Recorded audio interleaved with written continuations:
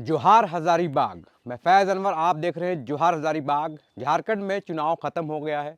JMM ने पूर्ण बहुमत से सरकार बना ली है। लेकिन जो सबसे बड़ा विश्लेषण का मुद्दा है पूरे झारखंड में, वो किस तरह से हेमंत सोरेन, कल्पना सोरेन और टाइगर जयराम महतो ने बीजेपी को एकदम पीछे ढकेल दिया। और एक पार्टी है जो आजसू पार्टी झारखंड में, उसको किस तरह से 10 सीटों में वो लड़ी थी, सिर्फ एक सीट तक सिमट कर रह गई। आपको बताते हैं कि आजसू पार्टी जो 10 सीटों में लड़ी थी, वो सबसे पहले झारखंड में 2005 की अगर बात करें तो उसको 2005 में 2 सीटें मिली थी। वर्ष 2009 में आजसू को 5 सीटें थी। वहीं 2014 में आजसू पार्टी को 5 सीटें थी। लेकिन 2019 में फिर घट के 2 सीट पर आजसू आ गई थी। अब जाके 2024 के चुनाव में आजसू पार्टी सिर्फ एक सीट पर सिमट कर ही रह गई। और उनके जो सुप्रीमो हैं सिल्ली से सुदेश कुमार महतो, वो भी हार गए। एक तरफ आजसू पार्टी के सुप्रीमो हार जाते हैं, वहीं दूसरी तरफ जेएलकेएम के सुप्रीमो टाइगर जयराम महतो डुमरी से जीत जाते हैं। तो इस चुनाव में सबसे बड़ा चर्चा का जो विषय है वो यही है, किस तरह से 2 साल के अंदर एक नई पार्टी बनती है जेएलकेएम, जिसके अध्यक्ष होते हैं टाइगर जयराम महतो, और वो डुमरी से बेबी देवी को, एक मंत्री जो रही हैं वहाँ से, उनको हराकर विधानसभा पहुँचते हैं। तो आइए आपको बताते हैं कि टाइगर जयराम महतो की वजह से किस तरह आजसू पार्टी जो 10 सीटों पे लड़ रही थी, वो एक सीट पे ही सिमट कर रह गई। कहाँ कहाँ जेएलकेएम की वजह से आजसू पार्टी जो है वो पीछे रह गई। टाइगर जयराम महतो का प्रभाव आप लोगों ने चुनाव में देखा है। किस तरह से, चाहे वो बारिश हो, चाहे वो धूप हो, चाहे वो शाम का वक्त हो, लोग उनकी सभाओं में इंतज़ार करते रहे। उनकी भाषणों को सुनने के लिए जो उत्साह था, वो पूरे चुनाव में देखा गया। ये चुनाव के नज़दीक ही नहीं, 2 साल से ये उत्साह चल रहा था। आपको बता दूं कि गांव के लोग जनरली 3 बजे के बाद कहीं सभाएं होती है तो वो लौटने लगते हैं। लेकिन टाइगर जयराम महतो सभा में कहीं कहीं लेट भी पहुंचते थे, कहीं कहीं तो 5 बजे सूरज ढलने के बाद भी पहुंचते थे। कहीं पूरी बारिश भी हो रही है लेकिन वहां पे लोग छाता लेके पहुंच जाते थे। कड़ी धूप है, टेंट भी नहीं था, लेकिन लोग डटे रहे। और टाइगर जयराम महतो का भाषण कोई 10-15 मिनट का नहीं होता था। टाइगर जयराम महतो का भाषण 1.5 घंटा, कहीं 2 घंटा, कहीं कहीं तो 2.5 घंटे भी टाइगर जयराम महतो लगातार भाषण देते रहे। और वो 2.5 घंटे जो है पूरी जनता सुनती रही। 5 बजे के बाद गांव में अंधेरा भी हो जाता था, लेकिन लोग उनकी भाषणों को सुनने के लिए रुके रहे। जब तक टाइगर का अंतिम भाषण, अंतिम जोहार प्रणाम नहीं खत्म होता था, लोग अपनी जगह से नहीं हिलते थे। जब भाषण खत्म होता था तभी लोग वापस लौटते थे। तो ये उत्साह जेएलकेएम के टाइगर जयराम महतो का था। अब जो टाइगर जयराम महतो हैं, वो डुमरी से 94,000 वोट लाके 10,000 वोटों से जीतकर एमएलए बन गए। तो आइए जानते हैं इस टाइगर जयराम महतो का इस चुनाव में जो प्रभाव रहा, वो किस तरह से एक पूरी आजसू पार्टी को ही निगल गई। तो सबसे पहले हम लोग स्टार्ट करते हैं आजसू पार्टी जिन सीटों पे लड़ी थी उनमें हम लोग बात करते हैं। जो सबसे पहले डुमरी की सीट आती है, जहाँ पे टाइगर जयराम खुद लड़ रहे थे, वहाँ पे आजसू पार्टी की यशोदा देवी जो है 3 नंबर पे रहती हैं और उन्हें 35,890 वोट आता है। यहाँ पे आजसू पार्टी के विधायक तो नहीं थे, लेकिन यहाँ पे आजसू पार्टी जेएलकेएम के आने से 3 नंबर पे चली गई। हमेशा वो दूसरे नंबर पे रहती थी। उसके बाद हम लोग अगर बात करें तो जुग सलाई की सीट में मंगल कालिंदी ने जेएमएम के मंगल कालिंदी ने बाजी मारी। लेकिन यहाँ भी विनोद स्वांसी जो जेएलकेएम के प्रत्याशी थे, उन्होंने 36,998 वोट लाया। तो जुग सलाई में भी आजसू पार्टी लड़ रही थी, वहाँ भी आजसू पार्टी जो है दूसरे नंबर पर रही। उसके बाद हम लोग बात करते हैं पाकुड़ की सीट। पाकुड़ में कांग्रेस से निशात आलम ने 1,55,827 वोट लाया और सबसे ज़्यादा वोटों से वो जीती हैं 86,029 वोट से। यहाँ भी आजसू पार्टी सेकंड में रही 69,798 वोट लाकर। उसके बाद हम लोग बात करते हैं रामगढ़ में तो लोग कह रहे हैं कि जेएलकेएम की वजह से सिटिंग विधायक जो हैं सुनीता चौधरी, वो हार गई वहाँ से, और ममता देवी फिर से वहाँ पे चुनाव जीत गई। ममता देवी ने 89,818 वोट लाकर 6,790 वोट से जीत गई। वहीं सुनीता चौधरी जो आजसू पार्टी से उन्होंने 83,028 वोट लाकर सेकंड में रही। और वहीं तीसरे नंबर पे जो पनेश्वर कुमार जो JLKM के हैं, उन्होंने 70,979 वोट लाया। तो आप सोचिए कि JLKM के पनेश्वर कुमार ने रामगढ़ से 70,979 वोट ले आया और तीसरे नंबर पर रहे। नई पार्टी है, पहली बार आए हैं चुनाव में, कहीं पे सेकंड आ रहे हैं, कहीं पे फर्स्ट आ रहे हैं, कहीं पे थर्ड आ रहे हैं। तो इस तरह से JLKM का जो प्रभाव रहा है, जिसकी वजह से आजसू पार्टी का प्रभाव धीरे धीरे कम होते गया है। फिर हम लोग बात करते हैं मांडू में। मांडू में भी बहुत क्लोज फाइट हुआ। सिर्फ 231 सीट से ही आजसू पार्टी जीती है और इकलौता सीट आजसू पार्टी इस पूरे झारखंड चुनाव में जीत पाई है, वो है मांडू की। निर्मल महतो ने 90,881 वोट लाया, 71 वोट लाया। वहीं जयप्रकाश भाई पटेल ने 90,640 वोट लाया। और जो बिहारी कुमार महतो हैं, जो JLKM से आते हैं, उन्होंने 71,276 वोट लाया। 71,276 वोट बहुत बड़ा मार्जिन है, बहुत मायने रखता है नई पार्टी के लिए।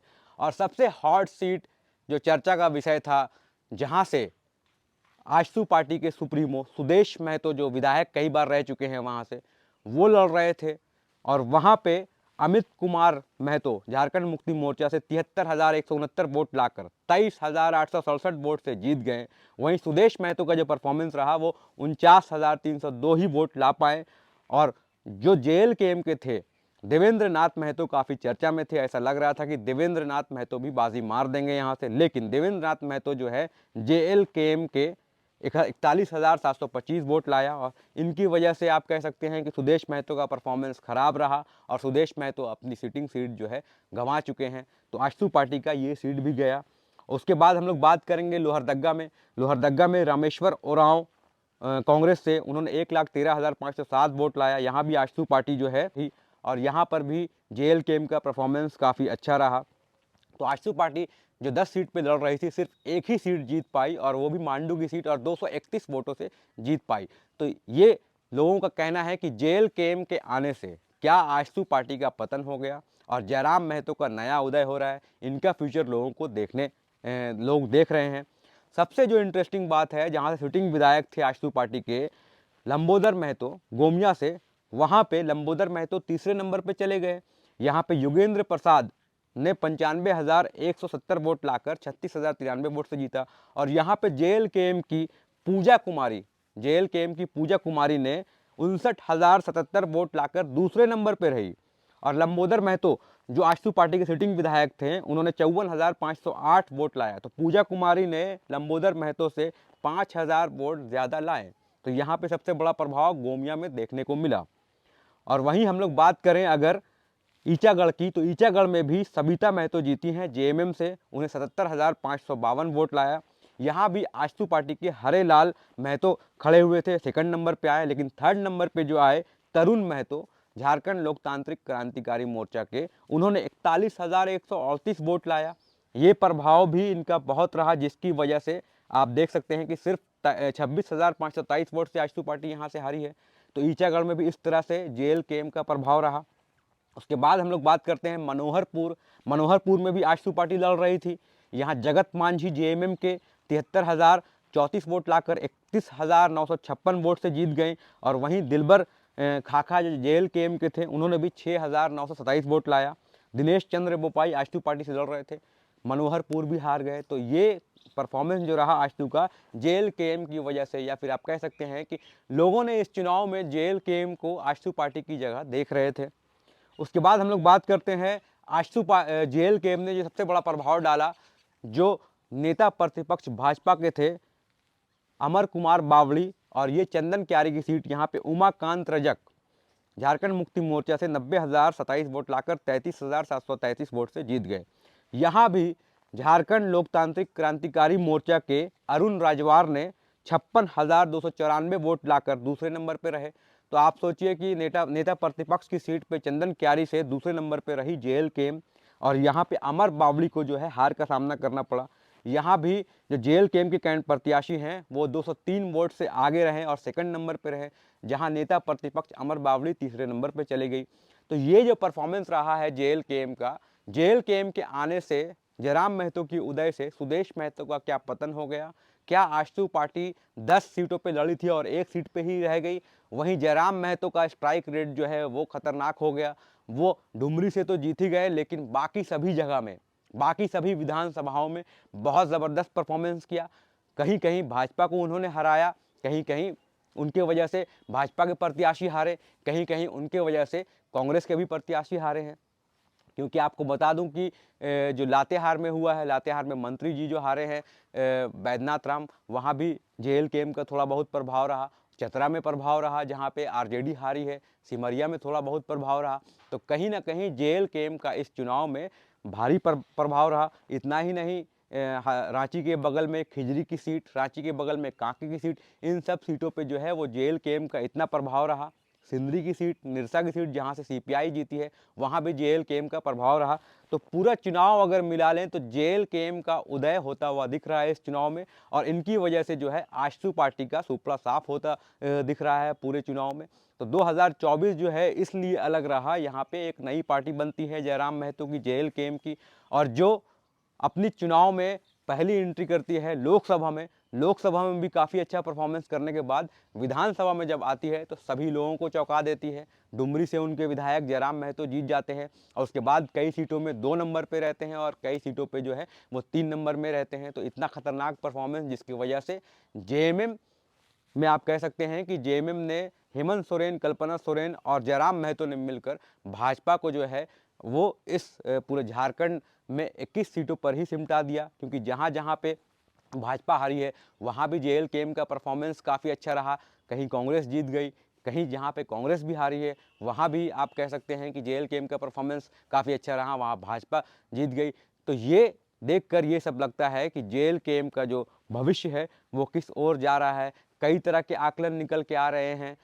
आजसू पार्टी के बारे में हम लोग बात कर रहे थे, क्या अब जो कुर्मी बहुल क्षेत्र है या फिर जयराम महतो को अपना नेता मान चुकी है, या फिर झारखंड के अन्य जो लोग हैं वो इस चुनाव के बाद जयराम महतो पे पोटेंशियल देख रहे हैं। 29 साल का ये लड़का किस तरह से आगे जाएगा, किस तरह से 5 साल चलाएगा और किस तरह से 5 साल चलाने के बाद JLKM को कहाँ ले आता है, ये सब देखना बिल्कुल आने वाले चुनाव में बहुत महत्वपूर्ण रहेगा। क्या रणनीति रहेगी JLKM की, ये बहुत महत्वपूर्ण रहेगा। क्योंकि अब जो है चुनावी ताकत भी उन्होंने दिखा दिया, आंदोलन करके निकले, पार्टी रजिस्ट्रेशन किया और चुनाव में जो ताकत झोंकी, जो कार्यकर्ताओं को रखा, उसके वजह से जो रिजल्ट आया है, पब्लिक का जो सपोर्ट मिला है उनको, वो बहुत ज़बरदस्त है। आपको बता दूं कि JLKM ने पूरे 71 विधानसभा में अगर उनकी टोटल वोट जोड़े तो सबसे ज़्यादा, टोटल वोट जोड़े तो उन्हें 10 लाख से ज़्यादा वोट आए हैं। JLKM ने 10 लाख से ज़्यादा वोट लाकर सबको चौंकाया है। इतना ही नहीं, जयराम महतो ने 94,000 वोट लाके सबसे ज़्यादा सबसे ऊपर रहे हैं। वही दूसरे नंबर पे मांडू से पनेश्वर, दूसरे नंबर पे मांडू से बिहारी महतो, तीसरे नंबर पे रामगढ़ से पनेश्वर महतो।